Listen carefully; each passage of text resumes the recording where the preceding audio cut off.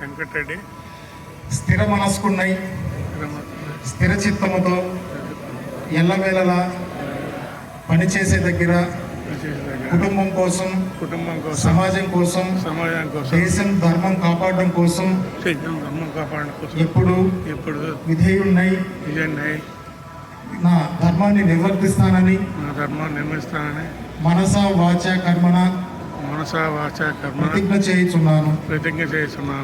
ఓం సర్వేషాం స్వస్తిర్భవతు, సర్వేషాం సిద్ధిర్భవతు, సర్వేషాం పూర్ణం భవతు, సర్వేషాం మంగళం భవతు, సర్వేషాం శాంతిర్భవతు, సర్వే భవంతు సుఖినః, సర్వే సంతు నిరామయ, సర్వే భద్రాణి పశ్యంతు, మా కచిత్ దుఃఖభాగ్ భవేత్, సర్వే జనా సుఖినో భవంతు, లోకా సమస్తా సుఖినో భవంతు, సమస్త సన్మంగళాని భవ.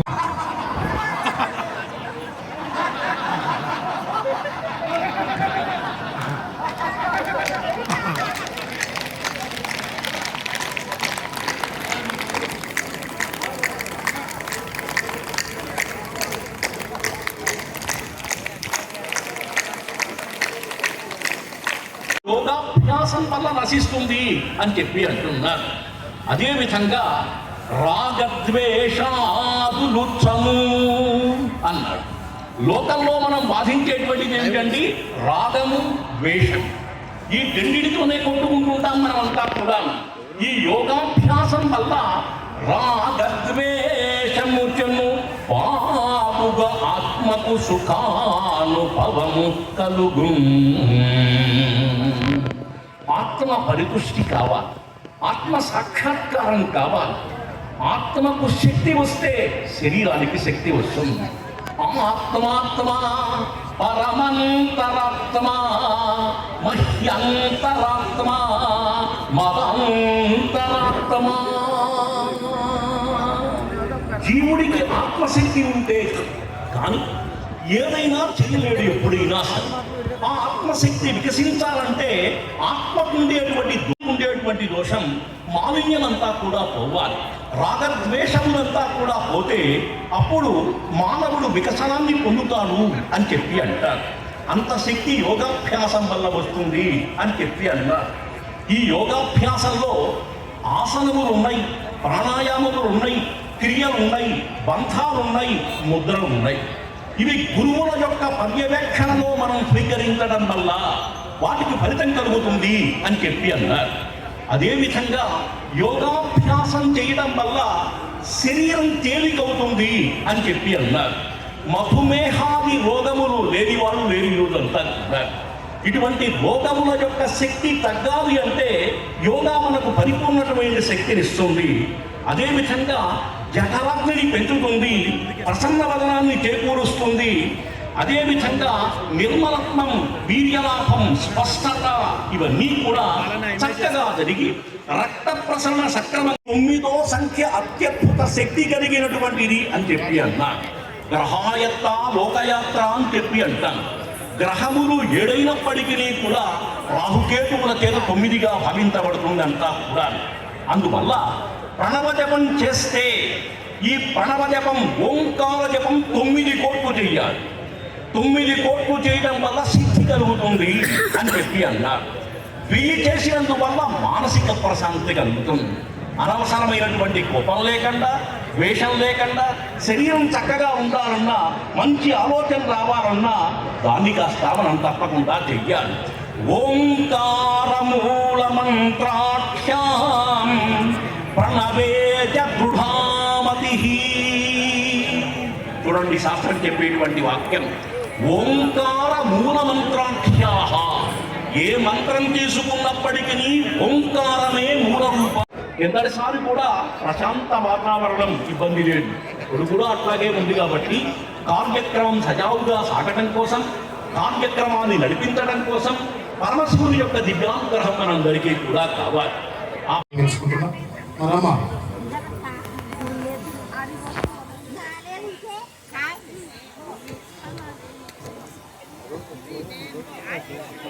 దేవ మహేశ్వర హర హర ప్రళయ భైరవ రూప భయంకర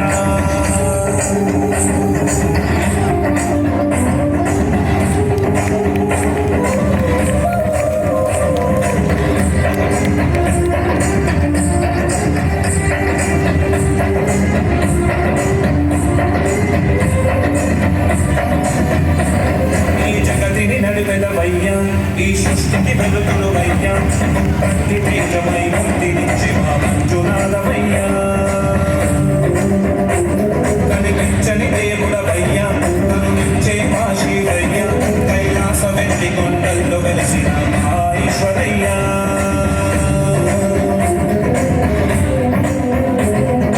సకల చరాచర జీవుడవు పంచభూతాది నేనుడవు సకల చరాచర జీవుడవు పంచభూతాది నేనుడవు నరవి జననము ఇస్తివి నరవి కలియుగ కాంతలు కన్నావు కాని కాపలిగా నిలిచగా కాశీ విశ్వేశ్వర లింగేశ్వర కాలభైరవ రుద్రవతార మహేశ్వర శంకర శంకర నమ శివ నమ శివ నమ శివ గౌరీశ్వర నమ శివ నమ శివ నమ శివ గౌరీశ్వర బం బోల శంకర శివ శంభో ప్రకట శుభంకర మహదేవ మహేశ్వర హర హర ప్రళయ భైరవ రూప భయంకర ఓంకారాయ నమో నమః. ఓం భూర్భువస్వః తత్సవితుర్వరేణ్యం భర్గో దేవస్య ధీమహి ధియో యో నః ప్రచోదయాత్. ఓం త్రయంబకం యజామహే సుగంధిం పుష్టివర్ధనం ఉర్వారుకమివ బంధనాత్ మృగం సంభో మనాంసి జానతా సంభో మనాంసి జానతా దేవా భాగం యదా పూర్వే దేవా భాగం యథా పూర్వే సంజనానా ఉపాసతే సంజనానా ఉపాసతే సంజనానా ఉపాసతే. ఓం నమః శివాయ. ఓం శ్రీ గురుభ్యో నమః. రెండు చేతులు రాపిడి చేసుకొని కనుబొమ్మల మీద బోలించి నిదానంగా కళ్ళు తెరవండి.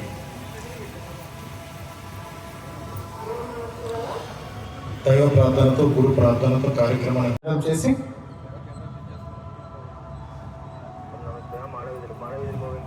ఒకసారి చేయండి. శ్వాస తీసుకుని వదలడం మాత్రమే చేస్తున్నాం. ఇక్కడ ఎలాంటి ఆసనంతో పని. ఓం శ్రీ గురుభ్యో నమః. ఓం సర్వేభ్యో నమః. ఓం శ్రీ పరమాత్మనే నమః. ఓం శ్రీ సకల దేవతాభ్యో నమః. హర హర మహాదేవ శంభో శంకర శివాయ గురవే నమః. ఓం శ్రీ గురుభ్యో నమః. ఓం నమః శివాయ. ఓం శ్రీ మాత్రే నమః.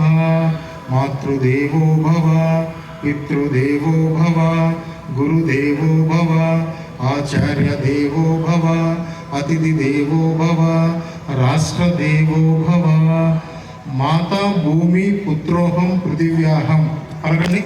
మాతా భూమి పుత్రోహం పృథివ్యాహం అంటూ రెండు చేతులు భూమాతకి నమస్కారం చేసుకొని రెండు అరచేతులు రాపిడి చేసుకొని కనుబొమ్మల మీద బోలించి నిదానంగా కళ్ళు తెరవండి. బలో భారత్ మాతా మాతాకి గోమాతాకి గంగా మాతాకి పతంజలి మహర్షికి యోగీశ్వర శ్రీకృష్ణ భగవానికి ఆది యోగి పరమేశ్వరునికి సచ్చిదానంద భగవానికి జగజ్జనని జగన్మాతకు మాతృశక్తికి వందే మాతరం వందే మాతరం వందే మాతరం. జై హింద్. మనసా స్మరామి. ఆనందం బ్రహ్మలో విద్వాన్ అంటుంది శాస్త్రం. ఆనందం దేని చేత వ్యక్త చేద్దామండి? కరతాళధ్వనుల చేత ఆనందం, ఒక హాసం నవ్వు చేత ఆనందాన్ని తెలియజేస్తుంటాం. అందరూ కూడా కూర్చోవాలి. యోగ సాధకులందరూ కూడా దయచేసి కూర్చోవలసిందిగా మనవి చేస్తున్నాం. ఆనందం వ్యక్తం చేయడంలో చక్కగా ఒక హాసం దరహాసం వికటాట్టహాసం రకరకాల హాసాలు అనేప్పటికీ కూడా ఆనందంగా నవ్వేటువంటి నవ్వుకి ఒక ప్రత్యేకత ఉంది. ఈరోజు చూడండి కార్యక్రమం, మబ్బు ఉంది, వర్షం లేదు, వర్షం పడుతున్నట్టుంది, ఒక్క చెరుకు రాలేదు, కనీసం గాలి కూడా ఎక్కువ రాలేదు. దానికి సాక్ష్యం ఈ జ్యోతి స్వరూపం. ఇక్కడ జ్యోతి వెలిగించిన దగ్గర నుంచి వెలుగుతూనే ఉంది, కానీ అటు ఇటు చెలించలేదు. వెలుగుతుంది కాబట్టి పరమేశ్వరుడు చూస్తున్నాడు. జ్యోతి స్వరూపుడు పరమేశ్వరుడుగా శ్రీ శ్రీనివాసరావు గారిని వేదికపైకి రావాల్సిందిగా వినయపూర్వకంగా ప్రార్థిస్తున్నాడు. తర్వాత ధర్మకర్తల మండలి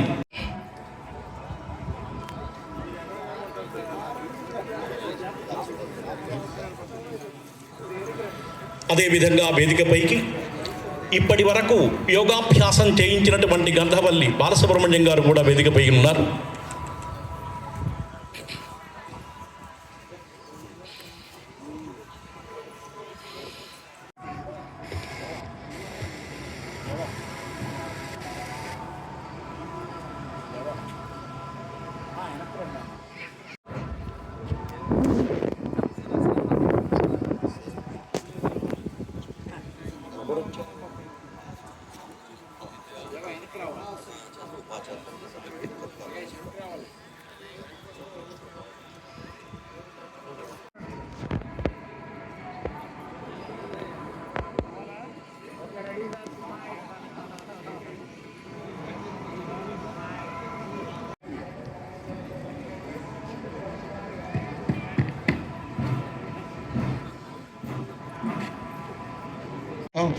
వాతం భవేత్ బ్రహ్మ పిత్తం శంకరమేవ చ మేధో విష్ణువు అని.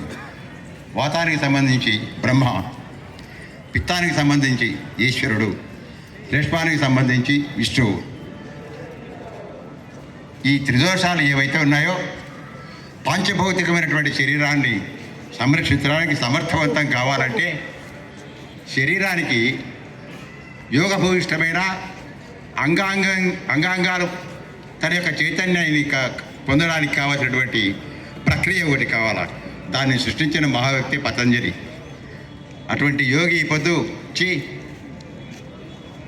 అనుసంధానించి ఇటువంటి ఉత్తమమైనటువంటి కార్యక్రమాన్ని ఇక్కడ నిర్వహించడానికి అమూల్యమైనటువంటి ఏర్పాటు చేసినటువంటి మా ధర్మకర్తల మండలి అధ్యక్షులు పోతుగుంట రమేష్ నాయుడు గారికి, ఈ కార్యక్రమానికి అన్నీ తారై సూత్రధారై నిలబడినటువంటి మా ఏవో శ్రీనివాసరావు గారికి, ఈ కార్యక్రమాన్ని సహకరించిన మా ధర్మకర్తలందరూ కూడా నా హృదయపూర్వక ధన్యవాదాలు, అభినందనలు తెలియపరుస్తూ, ఇటువంటి మహోత్తర కార్యక్రమం జరిగేటువంటి సమయంలో మమ్మల్ని అందరినీ ఒక వేదికపై తీసుకొచ్చి పెట్టేటువంటి మా శ్రీనివాసరావు గారికి మరీ ఒకసారి కృతజ్ఞతలు తెలుపుతూ శుభాకాంక్షలు. అంతర్జాతీయ యోగా దినోత్సవాన్ని పురస్కరించుకొని నేడు ప్రపంచవ్యాప్తంగా అన్ని చోట్ల ఈరోజు యోగా కార్యక్రమం నిర్వహించబడుతున్నది కూడా.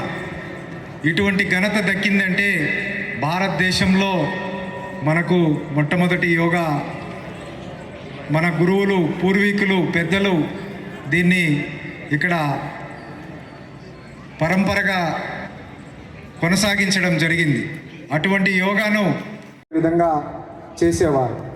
క్రమేణా అది తగ్గిపోయి వివిధ జాయతే ఏదైనా ఒక పని మన సంకల్పంలో ఉంటుందట. ఆ సంకల్పం మనకి ఈరోజు నాకు ఆరోగ్యంగా ఉంది అనుకుంటే అది ఖచ్చితంగా జరుగుతుంది, అది బాగుంటుంది, లైఫ్ అంతా కూడా చక్కగా ఉంటుంది. అయితే ఈ యొక్క శరీరంలో ఉన్నటువంటి సర్వాంగాలు కూడా మన అధీనంలో ఉండవు. అది ఎవరి చేతిలో ఉంటుందయ్యా అంటే ఇది నాది నాది నాది అంటూ ఉంటాం తప్ప ఇది ఎవరిది కాదు. అది ఎవరి చేతిలో ఉంటుంది అంటే సాక్షాత్తు ఆ పరమేశ్వరుడైనటువంటి మల్లికార్జున స్వామి చేతిలో ఉంటుంది. ఆయన మనకి ప్రతిరోజు కూడా చెప్తూ ఉంటారు, అభిషేకం చేసేటప్పుడు వేద పండితులు అక్షర పూజ చేస్తూ, పుష్పాలు పూజ చేస్తూ ప్రజననే బ్రహ్మాస్తిష్టతు, ఈ యొక్క శిరస్సు బ్రహ్మట, పాదయోర్ విష్ణుస్తిష్టతు, ఈ పాదాలంతా కూడా విష్ణుమూర్తి యొక్క ఆధీనంలో ఉంటాయి. హృదయే బాహ్వో హస్తయో అరహస్తిష్టదు. ఈ హస్తాలన్నీ కూడా ఈశ్వరుడు మయంగా ఉంటుందట. అలాగే నాసికయోర్ వాయుస్థిష్టదు. ఈ నాసికం అంతా కూడా వాయుదేవుని, ఈ బాహువులన్నీ ఇంద్రుని. అలా ఒక్కొక్క పార్ట్ అంతా కూడా ఒక్కొక్క దేవత చేతిలో ఉంటుంది. ఇవన్నీ కూడా సక్రమంగా జరగడానికి ఇటువంటి దేవాలయానికి ప్రతిరోజు వెళ్ళి దర్శనం చేసి అలా పడిపోతూ ఉంటుంది. అయితే అక్కడ బాహ్వోరింద్రస్థిష్టత, అక్కడ ఉన్నటువంటి ప్రోగ్రామ్ డిలైట్ అయిపోతుంది. అక్కడ ఆ రకంగా అలా కానీ మనం ఏమీ చేయలేం. అది ఆ ప్రోగ్రామ్ డిలేట్ అయిపోతే ఇంకా అది పడిపోతుంది. మళ్ళీ దాన్ని ప్రోగ్రామ్ చేసుకోవడానికి మళ్ళీ పరమేశ్వరుణ్ణే మనం వేడుకోవాలి.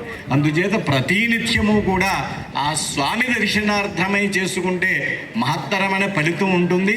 ఆ స్వామి ఎక్కడున్నాడు అంటే మన శరీరంలో. దేహో దేవాలయ ప్రోక్తో జీవో దేవ సనాతన. ఈ దేహంలో ఉన్నాడు కాబట్టి మన యోగా గురువు గారు ఇందాక చెప్పాడు, ఈ దేహమే దేవాలయం. ఈ దేహంలో ఉన్నటువంటి సర్వాంగాలు కూడా ఆయన ఆధీనంలోనే ఉంటాయి. అటువంటి విశేషంగా మనందరికీ కూడా చెప్పి క్షుణ్ణంగా ఆయన విశదీకరణ చెప్పారు. ఆయనకి మరొకసారి ధన్యవాదాలు తెలియజేస్తూ నాకు ఈ యొక్క అవకాశం, ఈ వేదికను అలంకరించినటువంటి ఈఓ గారికి మరియు ధర్మకర్తల మండలి సహచర సభ్యులకి, ఇక్కడికి విచ్చేసినటువంటి యోగా గురువులకి, ఇక్కడ సభకి విచ్చేసినటువంటి ప్రతి ఒక్కరికి పేరు పేరున యోగా దినోత్సవ శుభాకాంక్షలు తెలియజేస్తూ, ఈరోజు చక్కగా మనకి మహత్తరమైనటువంటి యోగా విశేషాలు గురువు గారు చెప్పారు. ఇది చాలా సులభపాయంగా ఉన్నటువంటి విషయము. ఆయన చాలా అరటిపండు ఒలిచినట్టుగా మనందరికీ చూపించారు. చిన్న చిన్న అనారోగ్యాలు ఏ విధంగా మన చేతితో తగ్గించుకోవాలన్న విషయం అలా చెప్తూ ఆయన మనందరికీ కూడా చేసి రియల్గా చూపించారు. వారికి మా సంఘందరూ అంత ప్రాధాన్యత ఉంది. ఈ అవకాశం ఎవరు కల్పించారు? నరేంద్ర మోడీ గారు. వారి యొక్క వాక్శుద్ధి ఒక్కసారి ప్రపంచంలో ఉన్నటువంటి అన్ని దేశాల వాళ్ళు ఒకేసారి యోగా చేయాలంటే ఆ రోజు 157 దేశాలలో యోగా చేస్తున్నారు. కరోనా టైంలో శబ్దం చేయమన్నారు, శబ్దాలు చేశారు. ఇంట్లో లైట్లు ఆఫ్ చేయమన్నారు, ఆఫ్ చేశారు. అటువంటి మహానుభావుడు మాట చెప్తే అందరూ వింటున్నారు. ఈరోజు యోగా కూడా అలాగే జరుగుతుంది. అటువంటి మహానుభావుడు మన ప్రధాని కావడం మన అందరి అదృష్టం. కాబట్టి ఈ యోగా మనం ఒక్కరం చేయడం లేదు, ప్రపంచవ్యాప్తంగా కొన్ని కోట్ల మంది చేస్తున్నారు. వాళ్ళల్లో మనం కూడా ఒక భాగస్వామ్యం. ఈ కార్యక్రమాన్ని సక్రమంగా నిర్వహించిన దేవస్థానం ఈఓ గారికి చేరుకున్నామా. అంతర్జాతీయ 12వ యోగా దినోత్సవంలో భాగంగా శ్రీశైల దేవస్థానంలో నా ఆధ్వర్యంలో నేను 2వసారిగా ఈ సంవత్సరం కూడా నిర్వహించడం ఆ స్వామి అమ్మవార్ల కృపగా భావిస్తాను. ప్రపంచవ్యాప్తంగా భారతదేశంలో ఉన్నటువంటి సనాతన ధర్మాన్ని, సనాతన ధర్మంలో ఉన్నటువంటి ఈ యోగ ప్రక్రియను ప్రపంచానికి అందరికీ పరిచయం చేయటం, ఐక్యరాజ్య సమితిలో ప్రత్యేక తీర్మానం ద్వారా ప్రతి సంవత్సరం జూను 21వ తారీఖున అంతర్జాతీయ యోగా దినోత్సవంగా జరపటం అనేది భారతదేశం మొత్తానికి గర్వకారణం. అందులో మనందరం భారతీయులుగా ఉండటం మనందరం గర్విద్దాం. కావాలి, ఒక గురువు కావాలి. గురువు లేకుండా యోగం సాధ్యం కాదు. అటువంటి యోగాచారులైనటువంటి బాలసుబ్రహ్మణ్యం గారికి ప్రథమంగా సత్కార కార్యక్రమం జరుగుతుంది. దాన్ని నిర్వహించవలసిందిగా మరి ధర్మకర్త మండలి అధ్యక్షవరిణ్యులు, అదేవిధంగా కార్యనిర్వహణాధికారి గారు, వీరిరువురు కలిసి సత్కారం స్వామివారి యొక్క ప్రసాదం వారు ఇస్తున్నారు. దాన్ని వారు స్వీకరిస్తున్నారు. తర్వాత ఉపాచార్యులు పక్కన ఉండేటువంటి వారు, యోగంలో సహకరించేవాడు, వారు ఒక్కరే యోగం చేయరు కాబట్టి సహకార యోగస్థులు ఉండాలి. చిన్న పాప రాధారమణ అనుకుంటా పేరు, అటువంటి వారి కుమార్తె ఆమె కూడా చక్కగా యోగాభ్యాసం చేసింది. స్వామివారి యొక్క ప్రసాదం యుగా సత్కారం, సన్మానం అంటే మంచి గౌరవం. ఒక దండగాని ఏర్పాటు చేసి 6 లక్షల పైబడి గత సంవత్సరం చాలా విజయవంతంగా జరిగింది. ఈ సంవత్సరం మరి అమరావతి కేంద్రంగా విజయవాడ ఇందిరాగాంధీ మున్సిపల్ స్టేడియంలో ఈ కార్యక్రమాన్ని పెద్ద ఎత్తున ఈ సంవత్సరం కూడా ఆ కార్యక్రమంలో మరి అంతర్జాతీయ యోగా గురువు గారైనటువంటి మరి పతంజలి యోగాకు సంబంధించినటువంటి బాబా రామ్దేవ్ గారు వారిని చూస్తుంటేనే వారి శరీరం అంతా కూడా మనం ఒక్కసారి చూస్తే ఆ ఉచ్ఛ్వాస నిశ్వాసాలను కానీ వారు టిల్ట్ చేసే విధానం కానీ ఆ పొట్టను మౌల్డ్ చేసే విధానం కానీ చూస్తే ఎంత ఇదిగా ఉంటుందో అది. అలాంటి ఆ గురువు గారిని ఆంధ్రప్రదేశ్కు రప్పించి ఈ కార్యక్రమాన్ని చేపట్టడం, అదేవిధంగా ఈరోజు ధర్మకర్తల మండలి అందరూ సత్కారం మహాభాగ్యం, సత్కారం ఆనంద సమన్వితం అని చెప్పి అంటారు. సత్కారం అందులో సంఘజీవి, యోగజీవి కావాలి. విచ్చేసినటువంటి వర్గమునకు, ఉపాచార్య వర్గమునకు సన్మాన కార్యక్రమం జరుగుతుంది.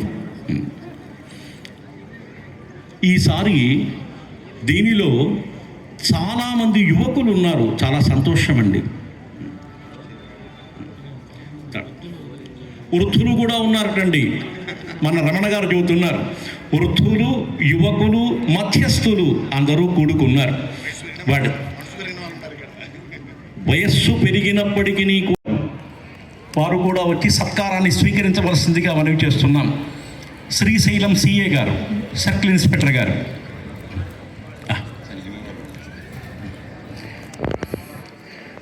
మరి ఈఓ గారికి ఎవరు సన్మానం చేస్తారండి? అందరూ కలిసి